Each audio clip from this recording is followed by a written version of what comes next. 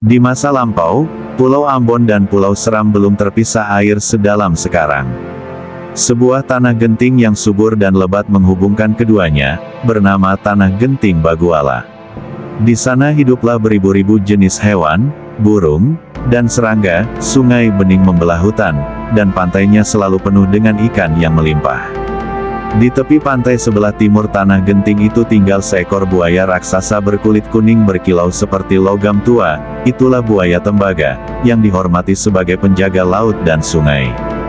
Tubuhnya sepanjang perahu besar, sisiknya keras seperti batu, dan ia tidak pernah menyakiti hewan atau manusia yang berhati jujur.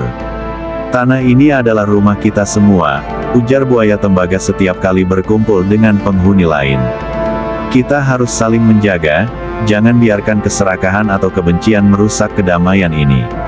Namun di sisi lain, di pesisir selatan Pulau Buru, tinggal seekor ular raksasa bernama Ular Raja. Tubuhnya sebesar batang pohon kelapa, panjangnya tak terukur, dan matanya menyala tajam. Ia sombong dan rakus, sering menelan ikan berlebihan hingga laut sepi, merusak terumbu karang demi jalan lewat, dan mengusir hewan lain dari tempat makan terbaik. Konon ular raja bisa mengubah bentuk dan mengendalikan badai, sehingga tidak ada yang berani menegurnya. Suatu musim panas yang menyengat, ikan bergerak berbondong-bondong ke arah Tanah Genting Baguala. Ular raja pun menyusul, meluncur cepat melintasi laut, dan mendarat di daratan buaya tembaga. Ia langsung menelan banyak ikan, menginjak tanaman obat, dan bahkan menakuti anak-anak penyu yang baru menetas. "Ini wilayahku," bentak buaya tembaga saat mendapati kerusakan itu. "Kau boleh lewat, tapi jangan merusak apa yang bukan milikmu." Ular raja tertawa menggelegar hingga dedaunan berguguran. "Milikku atau milikmu? Laut dan daratan ini seluas yang kulihat adalah milikku. Siapa kau yang berani melarangku?" "Kekuatan bukan berarti berhak mengambil semuanya," jawab buaya tembaga tenang namun tegas. "Kedamaian tumbuh dari berbagi, bukan dari menindas." Ular raja marah besar. Ia mengancam akan menelan seluruh penghuni Tanah Genting jika buaya tembaga tidak menyerah. Akhirnya keduanya sepakat, mereka akan bertarung di tengah laut pada hari purnama terang.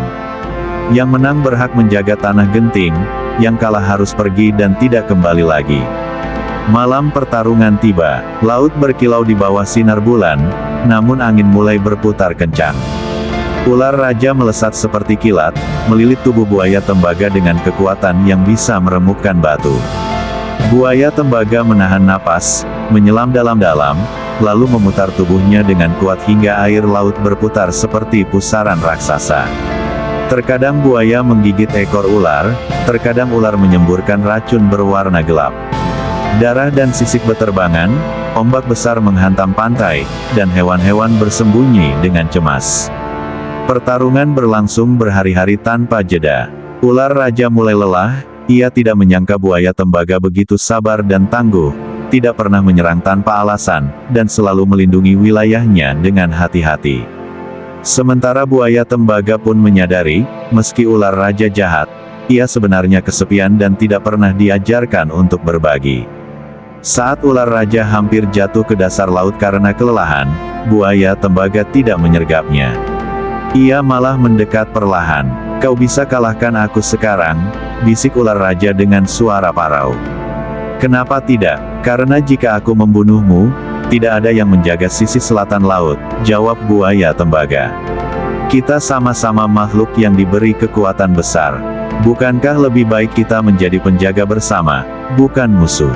Ular raja terdiam lama. Ingatannya melayang pada masa kecilnya saat ia masih bermain dengan ikan kecil, sebelum kesendirian membuatnya berubah galak. Air matanya jatuh ke laut, dan ia mengangguk pelan.